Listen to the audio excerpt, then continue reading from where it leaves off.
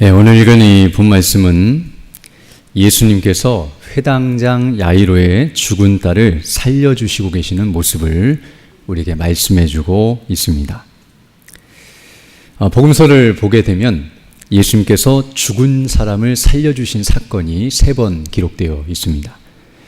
하나는 요한복음 11장에 기록된 우리가 잘 아는 죽은 나사로를 살려주신 일이 있는데요. 그 나사로는 마르다와 마리아의 오빠였고 죽은 지 나흘이나 되었는데 예수님께서 살려주신 일이 있었다는 것을 증거해주고 있습니다. 그리고 또 다른 하나는 우리가 지금 누가복음 8장을 살펴보고 있는데 7장을 보게 되면 제가 예전에 살펴본 것처럼 나인성 과부의 한 아들, 하나밖에 없는 그 아들을 살려주신 일이 있었다는 사실을 말해주고 있습니다. 그리고 이제 마지막 한 가지가 바로 오늘 본문에 나타난 바로 회당장 야이로의 딸을 살려주시고 계시는, 죽은 그 딸을 살려주시고 계시는 모습을 우리에게 말씀해주고 있습니다.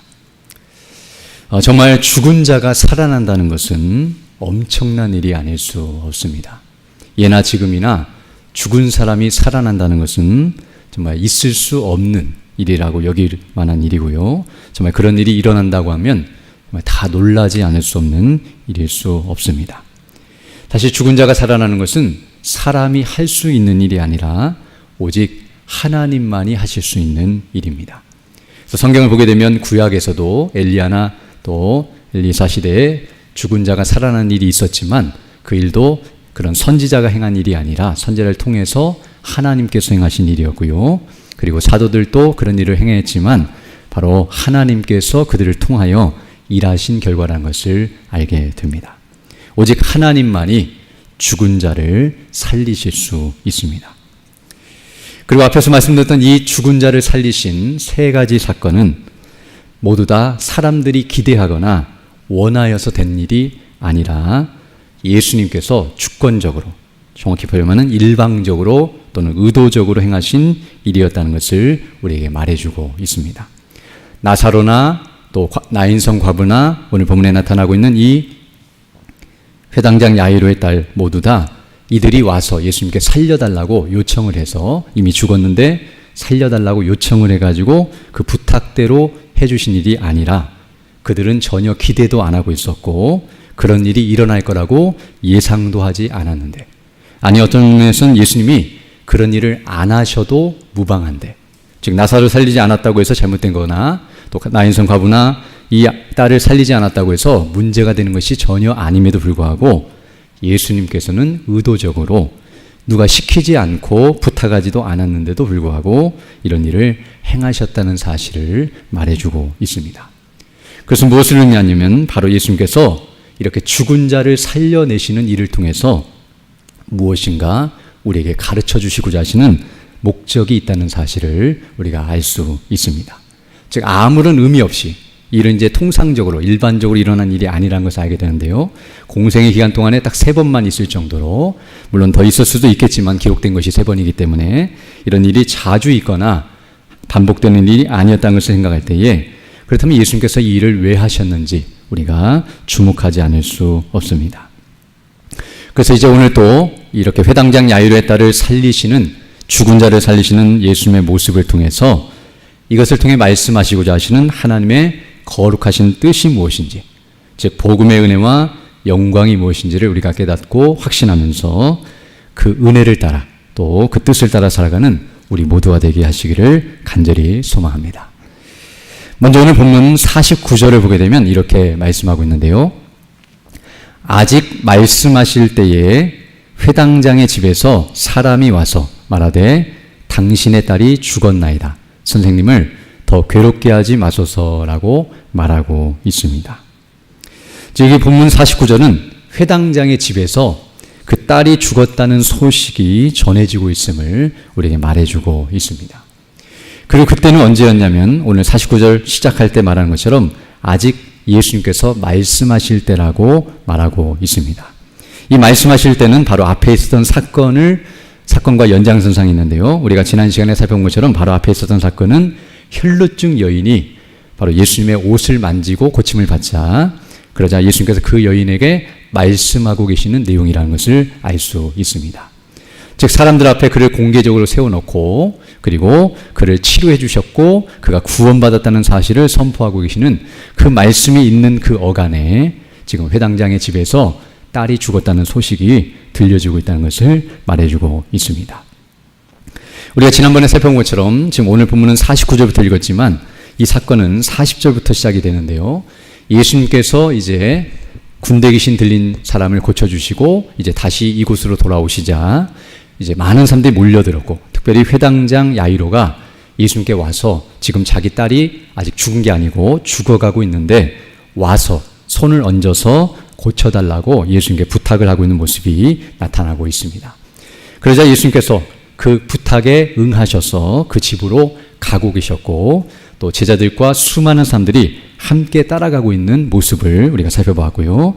그런 중에 이제 혈루증 여인이 그 뒤로 와서 예수님의 옷에만 손을 대면 나을 것이라는 믿음을 가지고 와서 만지자 병이 낫게 되는 놀라운 사건이 있었다는 것을 우리에게 말해주고 있습니다. 그런데 안타까운 것은 이제 오늘 본문에서 그런 상황 속에서 이제 딸이 죽었다는 소식이 들려지고 있는데요. 이렇게 딸이 죽은 것은 어떤 의미에서는 혈루증 여인이 고침을 받는 사건과 연관이 있다고 말씀드릴 수 있는데요. 바로 이 사건 때문에 시간이 지체되었고 왜냐하면 지금 예수님께서 누가 내 옷에 손을 댔느냐고 물으신 다음에 그 여인을 그냥 바로 이야기해 주시고 돌려보는 게 아니라 자초지경을 다 들었기 때문에 최소한 많은 시간 걸렸지 않았겠지만 어느 정도의 시간이 흘렀다는 것을 알게 되는데요. 바로 그 사건 때문에 시간이 지체되었고 그리고 그런 지체되는 과정 속에서 딸이 죽게 되었다는 사실을 우리에게 말해주고 있습니다. 정말 안타까운 일이 아닐 수 없는데요. 이 딸이 죽었다는 이 소식을 들었을 때 회당장 야이로뿐만 아니라 거기에 함께 따라가고 있었던 무리들과 그리고 혈루증 여인도 모두 같은 마음이었을 것입니다. 정말 회당장 야이로의 마음은 만감이 교차했을 것을 생각할 수 있는데요. 딸의 마지막을 보지 못했다는 그런 안타까움, 비통한 마음. 그리고 지금 예수님을 데리고 가면 고침을 받을 거라고 생각하면서 어떤 의미에서는 체면도 생각하지 않고 이렇게 달려와서 엎드려서 구탁하고 이제 예수님이 가기만 하면 나을 것이라고 믿고 가고 있었는데 죽었다는 소식을 들었을 때 지금까지 자기가 했던 모든 것들이 다 헛수고라는 생각을 할 때에 그 밀려오는 고통과 아픔은 이루 말할 수 없었을 것입니다. 정말 소망을 가지고 가고 있었지만 이 소식은 그에게 절망만 안겨주는 모습이란 것을 알게 됩니다. 어떤 의미에서 이 회당장 야이로에게 있어서 혈루증 여인과 예수님이 하신 행동은 못마땅하게 여기지만 할 수 있는데요. 이 혈루증 여인만 아니었다면 시간이 지체되지 않아서 자기 딸이 나았을 텐데 이 여인 때문에 시간이 지체되므로 자기 딸이 죽게 되었다는 사실. 또 설령 이 여인이 만졌다 할지라도 예수님께서 이 여인을 그렇게 불러 세우거나 이렇게까지 시간을 지체하지 않았다면 벌써 나았을 텐데 이런 일들이 있었다는 것을 생각할 때에 더 마음이 아팠을 것입니다. 어찌 보면 자기 딸이 죽은 그 목숨과 혈루증 여인의 목숨이 맞바꿔진 것처럼 여겨질 만한, 즉 자기 딸이 살아야 하는데 이 여인 때문에 자기 딸이 죽을 수밖에 없었다고 생각할 만한 그런 형국이라고 말할 수 있을 것입니다. 그러나 우리가 여기서 분명히 알아야 할 것은 이 모든 일은, 지금 오늘 본문에 나타난 이 모든 사건들은 우연히 또는 어쩔 수 없이 일어난 일이 아니라 하나님의 거룩하신 뜻을 따라, 즉 하나님의 주권과 섭리 가운데 이루어지고 있는 일이라는 것을 우리는 알아야 합니다. 마태복음 10장 29절에서 말씀하는 것처럼 참새 2마리가 한 아사리온에 팔리지 않느냐, 그러나 너희 아버지께서 허락하지 아니하시면 그 하나도 땅에 떨어지지 아니하리라 라고 말씀하신 것처럼 지금 혈루증 여인 때문에 딸이 죽은 것처럼 여겨지지만 이 모든 것도 하나님의 허락이 없이는 되지 않는 일이며 하나님의 뜻 가운데서 이 모든 것들이 진행되고 있다는 것을 우리는 알아야 합니다. 서두에서 말씀드린 것처럼 이 모든 일은 지금 예수님께서 의도적으로 행하고 계시다는 사실을 우리는 알아야 합니다. 죽은 자를 살리는 것은 우연히 어쩔 수 없이 일어난 일이 아니라 예수님께서 일방적으로 그리고 의도적으로 행하시는 주권적인 행사입니다. 사실 예수님께서는 지금 처음부터 끝까지 이 모든 일을 주도하고 계시는데요. 처음에 회당장 야이로가 와서 부탁을 하자 따라가시는 것부터 시작해서 혈루증 여인을 고쳐주시는 사건, 그리고 이제 뒤에 가서 우리가 살펴보게 되겠지만 이 죽은 아이를 살려주시는 것까지 이 모든 행동이 다 예수님이 원하셔서 의도적으로 행하시고 계시는 모습이란 것을 알 수 있습니다.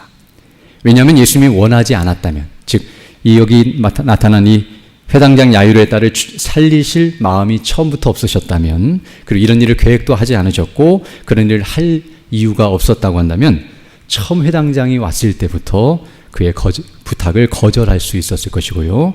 또 거절하지 않는다 할지라도 그냥 말씀만 하셔서 굳이 거기까지 갈 필요 없이 아직 살아있을 때 이렇게 지나가다가 혈루증 여인을 만나게 되고 그것 때문에 지체돼서 죽을 것이라고 생각했다면 미리 그냥 말씀으로 고쳐주실 수 있다는 것을 알 수 있습니다. 또 아니면 이런 일을 예수님께서 다 아셨기 때문에 혈루증 여인을 고쳐주지 않으시거나 그를 일부러 이렇게 불러 세우지 않아도 되는, 앞에서 우리가 살펴본 것처럼 혈루증 여인도 이 일을 공개적으로 드러내려고 일부러 예수님 앞에 나타난 것도 아니고 몰래 도망치려고 그냥 그대로 가려고 했었기 때문에 예수님이 불러 세우지 않으셨으면 굳이 시간이 지체되지 않았을 것이기 때문에 앞서 말씀한 것처럼 예수님께서 이 일을 일방적으로 행하고 있다는 사실을 우리가 알게 됩니다. 그러므로 지금 어떤 의미에서 예수님께서는 이 회당장 야이로의 딸, 곧 그 죽은 아이를 살려주시기 위해서 바로 이 모든 일들을 행하고 있다는 사실을 알게 되는데요. 바로 혈루증 여인의 사건도 그 과정 속에서 이루어지고 있는 것임을 우리가 알 수 있습니다. 즉 간단하게 말씀드리면 아이가 죽기를 기다리는 시간이었다고 말할 수 있습니다. 처음에는 죽지 않았고 죽어가고 있는 상황 속에서 회당장 야이로가 왔지만 이제 혈루증 여인을 만나고 또 그 일을 행하시면서 시간이 지체되게 하심으로 그 아이가 죽게 되는 과정이 있게 하시고 있는 모습임을 알게 되는데요. 바로 나사로 사건과도 비슷하다고 말씀드릴 수 있습니다. 요한복음 11장 6절을 보게 되면 바로 나사로가 죽어간다는 소식을 예수님께서 처음 들었을 때에 이렇게 말씀하고 있는데요. 나사로가 병들었다함을 들으시고 그 계시던 곳에 이틀을 더 유하시고 라고 말씀하므로 바로 갔으면 나사로를 살릴 수 있었지만 예수님께서 일부러 이틀 동안 그냥 그곳에 머물러 있다가 이제 나사로가 죽었다고 제자에게 말씀하시고 이제 살리러 가자고 말씀하시는 내용이 나타나고 있는데요. 이처럼 예수님께서는 모든 것을 그 주권대로 이끄시고 있다는 사실을 알 수 있습니다. 그러나 여기서 우리가 한 가지 생각해야 할 것이 있는데요. 이 혈루증 여인의 사건은 단순히 아이가 죽는 과정에서 필요한 시간이라기보다는 그보다는 더 중요한 의미를 담고 있다고 말씀드릴 수 있습니다. 물론 그것을 위해서도 필요했지만 사실 그것만을 위해서라면 그렇게 하지 않아도 예수님께서는 능력으로 걸어가시는 과정 속에 이미 그 아이가 죽게도 만들 수 있는데 굳이 이 혈루증 여인의 사건을 일으키실 이유가 없기 때문입니다. 즉 그런 과정도 있었지만 더 중요한 것은 바로 이 혈루증 여인의 사건을 통해서 그리고 이런 과정을 통해서 예수님께서는 죽음과 생명 그리고 그 죽음과 생명의 의미나 그 관계가 어떠한 것인지를 우리에게 가르쳐 주실 목적으로 이런 일을 행하고 계시다는 것을 알 수 있습니다. 먼저 혈루증 여인의 사건을 보게 되면 그 속에도 이미 죽음과 생명이 교차하고 있다는 것을 우리가 알게 되는데요. 바로 혈루증 여인이 병으로 죽어가고 있는 이 모습이 바로 죽음이 그의 그에게 그림자처럼 따라다니고 있었고 죽음을 향하여 가고 있는 여인이었다는 것을 알게 되며 그가 이제 예수님을 통해서 고침을 받는 이 모습이 그에게 생명이 주어지고 있는 모습이라고 말씀드릴 수 있습니다. 즉 혈루증 여인의 사건은 죽음에서 생명으로 죽어가는 자가 생명을 얻게 되는 모습을 우리에게 보여준다고 말씀드릴 수 있고요. 그리고 그 일은 이미 지난 시간에 살펴본 것처럼 믿음으로 그리고 예수님의 능력으로 되는 일이었다는 것을 우리가 알 수 있습니다. 그리고 이제 이 회당장 야이로로 하여금 이 혈루증 여인의 사건을 보게 하시고 그리고 그 여인의 사건 때문에 딸이 죽게 되는 이 모습을 직시하게 하심으로 말미암아 회당장 야이로로 하여금 죽음과 생명의 실상을 보게 하시고, 그리고 죽음에서 생명으로 이르는 길은 믿음과 능력밖에 없다는 사실, 우리 주 예수 그리스도를 믿는 믿음과 그 예수님의 능력밖에는 없다는 사실을 가르쳐 주기 위해 이 일을 행하고 계시다는 것을 알 수 있습니다. 그래서 오늘 본문 50절을 보게 되면 이렇게 예수님께서 말씀하고 있는데요. 예수께서 들으시고 이르시되 두려워하지 말고 믿기만 하라. 그리하면 딸이 구원을 얻으리라 하시고. 즉 자기 딸이 죽었다는 소식을 듣자 그 죽음이라고 하는 것 앞에서 지금 회당장 야이로가 두려워 떨고 있다는 사실을 말해주고 있습니다. 그러나 그 죽음의 실상을 보고 두려워 떨고 있는 야이로를 향하여 예수님께서 뭐라고 말씀하시냐면 믿기만 하라. 즉 나를 믿고 은혜를 구하면 내 능력으로 말미암아 그 딸이 구원을 얻을 것이다. 즉 더 정확히 표현하면 믿기만 하면 예수님께서 생명을 주실 것이다 라고 약속해 주시고 있는 모습임을 알게 됩니다. 그리고 오늘 본문 51절로 56절에서는 방금 하셨던 그 말씀을 이제 실제로 실행하시고 그것이 사실이라는 사실을 확인시켜 주시고 있는 모습이라고 말씀드릴 수 있습니다.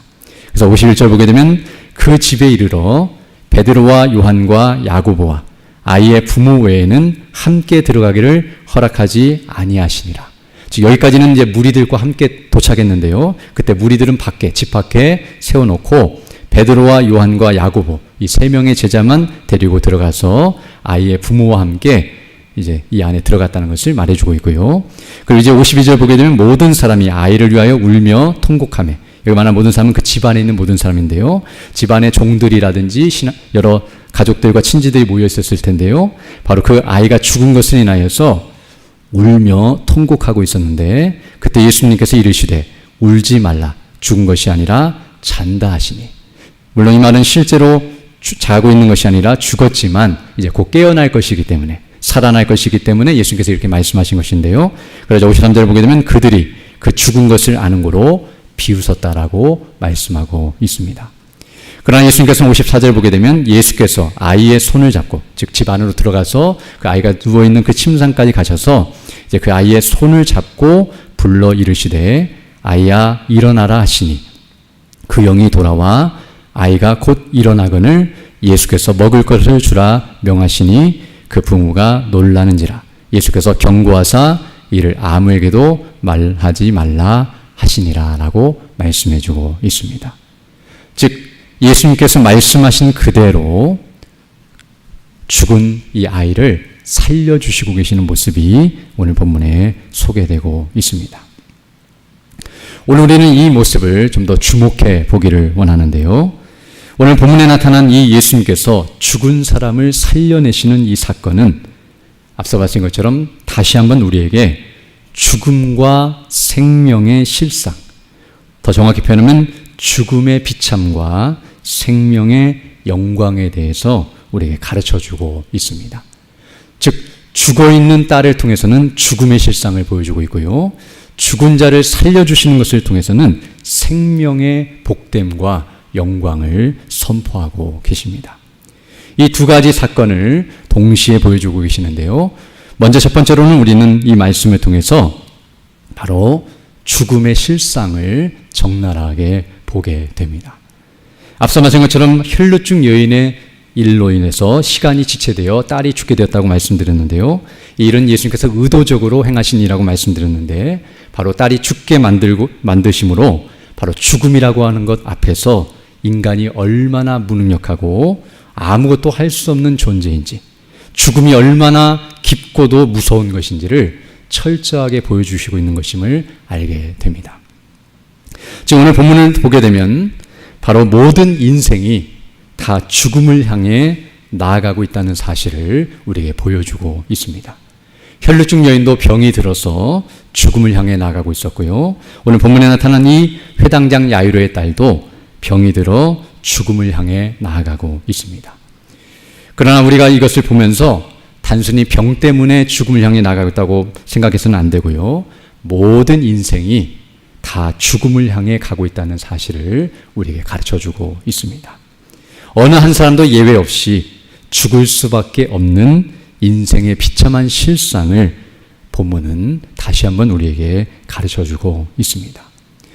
즉 나이가 많든 나이가 적든 혈루증 여인처럼 나이가 많이 들었든 오늘 본문에 나타난 이 아이는 12살이었다고 말하고 있는데요. 이렇게 적은 나이든 상관없이 죽을 수밖에 없다는 것. 그리고 가난하든 부하든 혈루증 여인처럼 모든 걸 다 잃어버리고 남은 것이 하나도 없든 이렇게 회당장처럼 부자고 모든 걸 누릴 수 있는 사람이든 상관없이 지위나 또는 성별이나 나이나 그의 환경과 조건에 상관없이 모두 다 죽을 수밖에 없는 인생이라는 것을 우리에게 가르쳐주고 있습니다. 죽는 시간과 죽는 방식 그런 내용만 다를 뿐이지 죽는다는 사실은 다 동일합니다. 그리고 더 나아가서 오늘 본문의 내용을 통해서 우리가 알게 되는 것은 이와 같이 죽음 앞에서 모두가 다 죽게 되는데요. 이 죽음 앞에서 사람은 아무것도 할 수 없는 무능력한 존재라는 사실 또한 분명하게 가르쳐 줍니다. 회당장이 지금 예수님께 오기 전까지 그가 가만히 있었던 것이 아니라 그가 가진 돈이나 재산이나 능력이나 권세를 다 동원해서 의사를 찾아다니고 그리고 그 딸을 고치기 위해서 아마 여러 가지 많은 일들을 했을 것입니다. 그러나 그렇게 죽어가고 있는 딸을 살리기 위해 노력했지만 인간의 노력은 죽음을 막을 수 없고 죽음 앞에서 아무것도 할 수 없다는 사실을 우리에게 보여줍니다. 또 앞서 말한 것처럼 혈루증 여인으로 인해서 시간이 지체되었는데요. 어찌 보면 이 시간이 지체된 것은 어떤 의미에서는 시간이 주어진다 할지라도 사람은 스스로 자기의 병을 고쳐내거나 스스로 그 병을 이겨내고 이렇게 생명을 얻을 수 없다는 사실을 보여줍니다. 즉 시간이 지체되자 죽을 수밖에 없는 이 딸의 모습을 통해서 시간이 아무리 주어져도 사람은 그것을 이겨낼 힘이 없다는 것을 보여줍니다. 더 나아가 오늘 본문은 한 번 사람이 죽어버리면 더 이상 아무것도 할 수 없다는 사실 또한 가르쳐 줍니다. 죽기 전까지 죽음을 향해 가는 동안에도 할 일이 없지만 할 수 없지만 그러나 죽은 다음에도 아무것도 할 것이 없습니다. 그것이 오늘 본문 49절에서 바로 그 회당장 집에서 온 하인들의 고백인데요. 이제 당신의 딸이 죽었습니다. 선생님을 더 괴롭게 하지 마소서. 즉 그들의 생각 속에는 지금 예수님께서는 죽기 전까지는 뭔가 하실 수 있어도 죽은 다음에는 아무것도 할 수 없는, 즉 이들은 예수님을 하나님의 아들로 하나님을 믿고 있는 것이 아니라 죽은 자를 살릴 수 있는 분으로 믿는 것이 아니라 단순히 선지자 중에 하나나 사람의 수준으로 알고 있었기 때문에 병은 고칠 수 있어도 죽은 자를 살리는 것은 불가능하다고 생각했음을 알 수 있습니다. 즉 이런 의식을 통해서 아는 것처럼 사람이 할 수 있는 일은 죽기 전까지지 죽은 다음에 죽은 사람을 살려내는 것은 할 수 없는 일이라고 여긴다는 것. 이것은 정상적이고 자연스러운 의식이라는 것을 알게 됩니다. 그리고 우리가 아는 것처럼 다른 사람의 죽음도 우리는 못 막지만 본인 자신의 죽음도 결코 막지 못합니다. 우리가 가진 것을 다 동원한다 할지라도, 앞에서 가진 것처럼 모든 것을 다 동원해서 죽음을 막아보려 한다 할지라도 죽음은 막을 수 없습니다. 오늘 본문을 보게 되면 수많은 무리들이 지금 이 예수님을 따라서 이 아이가 있는 곳으로 가고 있었는데요. 아무리 많은 사람들이 동원된다 할지라도 그 많은 사람들이 가지고 있는 재산이나 능력이나 권세나 그들의 모든 것들을 다 활용한다 할지라도 한 사람도 살릴 수 없다는 사실을 우리에게 가르쳐 줍니다. 즉 사람의 힘으로는 죽음을 이길 수 없다는 것을 분명히 보여줍니다. 오직 사람이 할 수 있는 것은 딱 한 가지밖에 없는데 오늘 본문에서 말한 것처럼 52절에 그들이 아이를 위하여 울며 통곡하였다라고 말씀하고 있는데요. 바로 할 수 있는 건 그저 슬퍼하며 울면서 통곡하는 것밖에 없습니다. 그러나 그것마저도 위로가 되지 못합니다. 아무리 운다고 해서 죽은 사람이 살아나는 것이 아니요, 울어준다고 해서 죽은 사람의 운명이 바뀌는 것이 아니기 때문입니다. 이처럼 사람은 태어나는 순간부터 어떤 의미에서는 죽음이 기다리고 있다고 말씀드릴 수 있고요. 사람은 태어나서 죽을 때까지 그 모든 삶 속에 죽음의 그림자가 드리워져 있다고 말씀드릴 수 있습니다. 이것은 오늘 본문에 나타난 이 아이뿐만 아니라 우리 모든 사람의 실상입니다. 어떤 의미에서 우리는 지금 태어나는 순간부터 살아가고 있는 것이 아니라 정확히 표현하면 죽음을 향하여 나가고 있기 때문에 죽어가고 있다고 말할 수 있습니다. 그리고 죽지 못해 살고 있고 죽기 위해서 살아가고 있습니다. 정말 이것이 인생의 실상입니다. 그리고 사람은 육체가 죽으면 그걸로 끝나버리는 것이 아니라 죽은 이후에도 영원토록 존재하는 영혼을 가진 존재인데요. 그래서 죽은 이후에도, 육체가 죽은 이후에도 하나님의 심판과 진노를 지옥에서 영원히 받게 된다는 사실을 우리는 잘 알고 있습니다. 그리고 이 모든 것이 바로 죄 때문이며 죄로 인하여 우리의 육체와 영혼이 영원한 죽음에 이르게 되었다는 것이 바로 성경이 말하는 죄인의 비참한 실상입니다. 바로 우리 모두가 경험하고 있고 경험하게 될 비참을 성경이 미리 우리에게 가르쳐주고 있음을 알 수 있습니다. 이처럼 막을 수 없는 죽음의 강이 도도히 흐르고 있으며 그 위에 죽은 물고기들이 힘없이 떠내려가고 있는 모습이 바로 우리의 현실이라고 말할 수 있습니다. 그러나 제가 이렇게 죽음에 대해서 아주 적나라하게, 그리고 오늘 본문이 말하는 것처럼 그 죽음의 깊이를 계속 드러내는 이유는 이렇게 죽음이 얼마나 무섭고도 끔찍하고 두렵고도 우리가 아무것도 할 수 없는 것이란 것을 알아야만, 그래야만 생명이 얼마나 높고 영광스러운지를 알 수 있습니다. 이런 절망을 느껴보지 않은 사람은 구원에 대한 감격과 기쁨도 없습니다. 그러나 자신이 얼마나 아무것도 할 수 없는 비참한 존재요, 죽을 수밖에 없는 존재요, 죽음 앞에 아무것도 할 수 없는 그런 무능력하고 부패한 존재라는 것을 알게 될 때, 자기에게 소망이 없다는 것을 깨닫게 될 때에만 사람에게 진정한 소망이 있습니다. 이제 오늘 본문은 이런 죽음의 현실을 회당장과 옆에 있는 무리들과 또 이 말씀을 기록함으로 말미암아 우리로 하여금 그것을 그대로 직시하게 하신 후에 이제 오늘 본문은 그런 가운데서 죽은 자가 살아나는 놀라운 생명의 역사가 일어나고 있다는 사실을 우리에게 가르쳐주고 있습니다. 지금 마치 죽은 물고기가 살아나서 그 강물을 거슬러 올라가듯이 이와 같은 놀라운 은혜의 역사가 일어나고 있음을 우리에게 말해주고 있습니다. 오늘 본문 54절로 55절을 보게 되면 예수님께서 바로 그 일을 행하시고 계시는데요. 앞서 읽어본 내용인데 54절 보게 되면 예수께서 아이, 곧 그 회당장 야이로의 딸, 그 아이 12살 된 그 아이의 손을 잡고 불러 이르시되 아이야 일어나라 하시니라고 말씀하고 있는데요. 여기 아이야 일어나라는 이 표현은 아람어로 달리다굼인데요. 바로 마가복음 5장 41절에서 그렇게 기록되어 있고 오늘 본문에서는 아이라고 소개하면서 이와 같이 명령하고 계십니다. 그러자 오늘 본문을 보게 되면 55절에 그 영이 돌아와, 그 영혼이 그 아이에게로 돌아와서 그 아이가 곧 일어나고 살아나게 되는 놀라운 역사가 일어났음을 말해주고 있으며, 그다음 예수께서 먹을 것을 주라고 명하심과 같이 이제 음식을 주어 먹게 하시고 계시는 모습이 나타나고 있습니다. 오늘 여기 54절로 55절에 나타난 예수님께서 이 한 아이를 살리시는 이 과정을 보게 되면 정말 놀라운 일이라는 것을 알게 되는데요. 먼저 예수님께서 이 죽은 아이의 손을 잡고 살려내시고 있다는 사실을 말해주고 있습니다. 손을 잡았다는 것은 어떤 의미에서는 불쌍히 여기시고 사랑하시는 마음의 표현이라고 할 수 있는데요.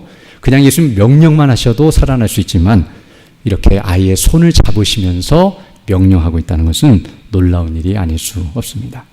또한 이 일은 어떤 의미에서는 지금 시체인데요. 시체를 만지면 부정해지게 되는데 예수님께서는 죽은 시체를 만지시면서 그를 불쌍히 여기고 있다는 사실을 우리에게 보여주고 있습니다. 그리고 오늘 본문에서는 이 아이가 이제 실제로 온전히 살아났다는 사실을 가르쳐주고 있는데요. 단순히 영혼만 돌아와서 영만 산 것이 아니라 육체까지 정상적으로 살아났다는 것을 말해주고 있습니다. 즉 그저 죽어 있는데 영만 와서 부모와 만나고 돌아간 것이 아니라 오늘 본문에 나타난 것처럼 육체도 똑같이 살아나서 먹을 것을 주라는 하시는 것은 육체가 살아났기 때문에 그 음식을 섭취할 수 있는 정상적인 몸이 되었다는 것을 보여주는 것으로서 몸과 영혼이 하나가 되어 온전히 살아난 모습을 우리에게 말해주고 있습니다. 그리고 이 사건은 바로 꾸며낸 이야기거나 또 아이가 진짜로 죽은 것이 아니라 기절했다가 깨어나는 것이 아니라 확실히 살아나는 것이라는 것을 오늘 본문은 우리에게 가르쳐주고 있습니다. 그것이 바로 51절로 53절 말씀인데요. 지금 이 집에 들어갔을 때 일어나고 있는 일이 무엇이었냐면 지금 장례 절차가 진행되고 있었다는 것을 말해주고 있습니다.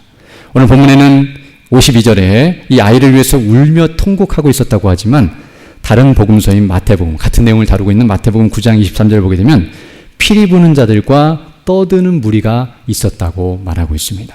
당시 사람이 죽게 되면 이런 피리 부는 자와 떠드는 자들을 불러서 곡을 하고 장례 절차가 진행되는데요.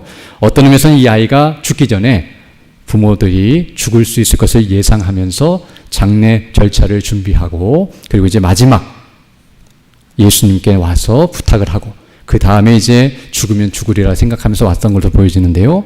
이제 죽게 되어서 장례가 진행되고 있었음을 알게 되며 또 앞에서 회당장 집에서 종들이 왔다고 했는데요. 이 종들이 기절했으면 이렇게 와서 말할 이유가 없고요. 어떤 면에서 의사를 통해서나 죽음을 확실히 확인하고 소식을 전하고 있었기 때문에 그 죽음이 결코 그저 죽은 척하고 있거나 죽은 것처럼 보이는 모습이 아니었다는 것을 알 수 있습니다. 더 나아가 예수님께서 들어가시면서 울지 말라. 죽은 것이 아니라 잔다고 말씀하시자 그들이 죽은 것을 아는 것으로 비웃고 있었다고 말하는 것처럼 그들이 볼 때에도 확실하게 죽었다는 것을 확인할 수 있음을 알게 됩니다.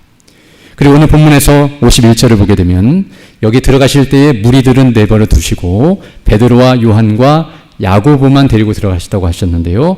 이 세 명을 데리고 간 이유는 바로 이들을 증인으로 삼기 위함인데요. 두세 증인이 있어야만 그 사실을 증거하고 그래서 확증할 수 있는 것처럼 이것이 꾸며낸 이야기거나 또 만들어낸 이야기가 아니라는 사실을 확실하게 증거해주고 있습니다. 그리고 오늘 이 본문의 내용을 보게 되면 이 모습은 바로 예수님께서 행하셨고 예수님만이 행하실 수 있는 일이라는 것을 우리에게 분명하게 가르쳐 줍니다. 오늘 본문을 보게 되면 어느 누구도 이 일을 행하거나 도와줄 수 있는 존재가 없다는 것을 알게 됩니다. 이미 앞에서 살펴본 것처럼 사람이 모든 능력을 다 동원해 봤지만 회당장도 할 수 없었고 무리들이 왔어도 무리들의 능력으로 할 수 있는 일이 아니었고요. 그 안에 있는 집안 사람들이 할 수 있는 일도 아니었다는 사실. 이미 인생은 아무것도 죽음 앞에 할 수 없는 무력한 존재라는 것을 살펴본 것처럼 이 아이가 살아난 것은 오직 하나님의 능력, 곧 예수님의 능력과 성령의 능력으로 된 것임을 오늘 본문은 우리에게 가르쳐주고 있습니다. 바로 구속의 은혜와 속량의 은혜와 능력 그리고 복음으로만 가능한 일이라는 것을 우리에게 가르쳐주고 있는 것입니다. 그리고 오늘 본문에서 이런 사건이 일어나고 있는 것, 즉 죽은 자가 살아나고 있는 이것은 바로 죽음의 원인이 되고 있는 죄 문제가 해결되지 않으면 결코 일어날 수 없는 일인데요. 바로 예수님께서 십자가에 못 박혀 죽으시고 부활하신 일로 말미암아 이 일이 가능하고 이 일이 이루어지고 있다는 것을 우리는 알아야 합니다. 물론 지금 예수님께서 아직 죽으시지 않은 때지만 앞으로 그 일을 행하실 것을 내다보시면서 그 효력을 가지고 미리 적용하고 계시는 모습이라고 말씀드릴 수 있습니다. 오늘 본문에서는 그저 말씀만 하시자 영이 살아났지만 그러나 그 말씀이 효력을 갖기 위해서는 예수님이 죽으시고 부활하시는 일이 반드시 있어야 한다는 사실을 우리는 알게 됩니다. 이처럼 오늘 본문에 나타난 이 사건은 그리고 이 사건을 통해서 예수님께서 드러내시고 증거하시고자 하시는 것은 바로 죽음과 생명의 실상, 그 본질이 무엇인가를 적나라하게 드러내시면서 바로 그 문제를 해결하러 오신 분이 예수님이시라는 사실을 분명하게 드러내시는 모습임을 알 수 있습니다. 서두에서 말씀드린 것처럼 예수님께서 죽은 자를 살려주신 이 사건은 아무렇게나 일어난 일, 우연히 어쩔 수 없이 일어난 일이 아니라 의도적으로 행하신 일이라고 말씀드렸는데요. 바로 이를 통해서 예수님께서는 당신 자신이 누구신지, 예수님이 누구시며 무슨 일을 행하러 오셨는지를 분명하게 보여주시는 표적적인 사건임을 알 수 있습니다. 즉 예수님은 하나님의 아들이시고 죽은 자를 살리실 수 있는 하나님이시라는 사실을 말해줄 뿐만 아니라 바로 죽은 자 또는 죄 가운데 있는 자를 살려내시는 구원자, 메시아 그리스도이심을 드러내시고 계시며 바로 죄와 허물로 죽어있는 자를 살려내시러 오신 분이시라는 사실을, 이 사실을 통해서 만천하에 공개적으로 드러내고 있음을 알 수 있습니다. 물론 이때는 말하지 말라고 했지만 성경에 기록된 것은 이후에 이 사실이 증거되게 하셨고, 그리고 앞서 말씀드렸던 여러 사건들을 기록하게 하심으로 말미암아 이 일을 통해 우리에게 분명하게 말씀하고 계신 것을 알게 됩니다. 그리고 이 예수님을 우리가 믿을 때에, 그리고 그 믿음으로 나아가 은혜를 구할 때에 그런 자에게 예수님께서 능력과 영광을 맛보고 누리게 해주신다는 사실을 알게 해주시는데요. 혈루증 여인과 회당장 야이로에게 해주신 은혜가 바로 그것이라는 것을 우리에게 보여주고 있습니다. 마지막으로 우리가 한 가지만 더 생각해 볼 것은 이 오늘 본문의 내용을 보게 되면 육체적인 죽음과 생명, 즉 육신적으로 아이가 죽었다가 살아난 일에 대해서 말해주고 있지만 이것은 본질적으로, 궁극적으로는 영혼의 죽음과 영적인 죽음과 생명을 말해주고 있음을 우리는 알아야 합니다. 오늘 본문 56절이 바로 그 사실을 말해주고 있는데요. 56절에서 그 부모가 놀라는지라 예수께서 경고하사 이를 아무에게도 말하지 말라라고 하셨는데요. 이렇게 아무에게도 말하지 말라고 하신 이유는 이 일을 육신적인 차원에서 생각하지 말라는 의미라고 할 수 있습니다.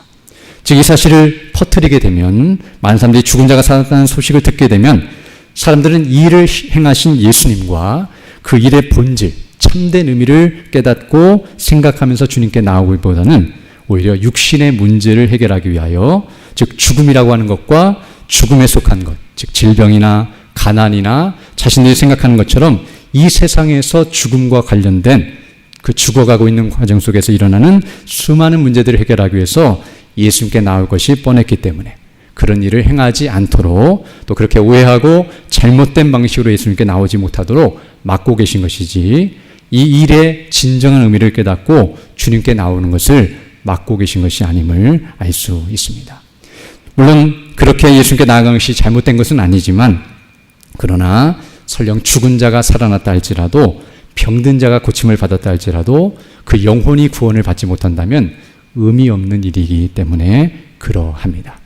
오늘 본문에 이 아이도 살아났지만 이 아이도 언젠가는 죽었을 것입니다.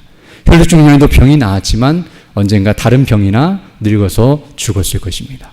수많은 사람들이 병을 고침받고 또 여러 가지 좋은 일들이 일어난다 할지라도 앞에서 말씀드린 것처럼 죄 가운데 인생은 죽을 수밖에 없다는 사실을 알게 됩니다. 그러나 그 죽음 앞에서도 우리가 담대할 수 있고, 그 죽음을 이기신 우리 주 예수 그리스도를 믿는 믿음 안에 있는 자들은 바로 이와 같이 기쁨과 감사함으로 능력 가운데 이 땅을 살아가게 된다는 사실을 알 수 있습니다. 그러나 우리는 단순히 육신이 죽고 사는 문제를 위해서 이 땅을 사는 것이 아니라, 즉 세상 사람들은 자신의 육신이 죽지 않기 위해서, 그리고 그 육신이 더 잘 살기 위해서 노력하고 수고하지만 우리는 그것만이 아니라 영적으로, 영원히 우리 영혼이 죽고 사는 문제를 위해서 살아가야 하는데요. 정말 하나님의 나라와 영광을 위하여 우리에게 베푸신 구원의 은혜와 영광을 생각하면서 항상 그 은혜로 충만하여서 그것을 위해 수고하고 애쓰며 또 그런 가운데 살아갈 때에 필요한 모든 은혜로 함께 해 주실 줄로 믿습니다. 이런 은혜를 달라고 간구하시며 살아가는 우리 모두 되기를 간절히 소망합니다. 기도드리겠습니다. 거룩하신 아버지 하나님, 감사를 드립니다.